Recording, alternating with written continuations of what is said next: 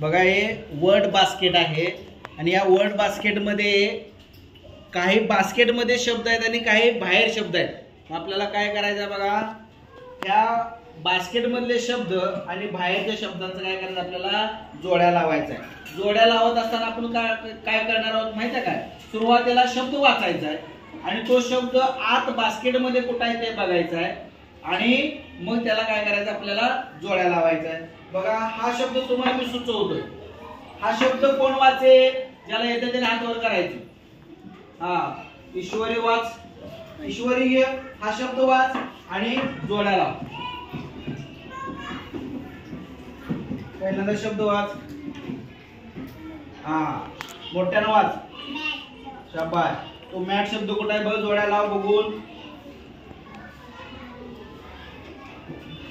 शाबास लाव, very nice. पुढचा शब्द वाचायला कोण येते रे, बघा पहिल्यांदा मी शब्द सुचवतो तुम्हाला, हा शब्द आपल्याला वाचायचा आहे, हा शब्द वाचायचा आहे। आबाळी बघा ही शब्द वाचते बघा, मोठ्यानं वाचायचं। शब्द वाचतो पहिल्यांदा,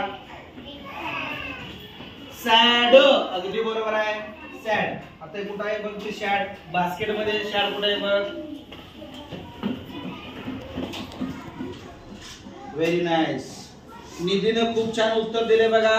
आत असणारे बास्केट मधले जे शब्द आहेत ते शब्द बाहेर पण आहेत, म्हणून तिने काय केलेलं आहे, पहिल्यांदा बाहेरचा शब्द वाचलेला आहे। त्याच्यातून आपल्याला काय होणार आहे बघा, समान असणारे शब्द पण कळणार आहेत आणि त्याचबरोबर त्या शब्दाचा आपल्याला स्पेलिंग पण कळणार आहे, तुम्हाला वाचन पण तुम्हाला शिकायला मिळणार आहे। पुढचा शब्द कोण वाचते बघूया, हा शब्द मी सुचवतो बघा, सानिध्य, बाहेर बाळा, सानिध्य हा शब्द काय तो वाचतोय आणि जोड्या लावण्याचा प्रयत्न करणार आहे बघा।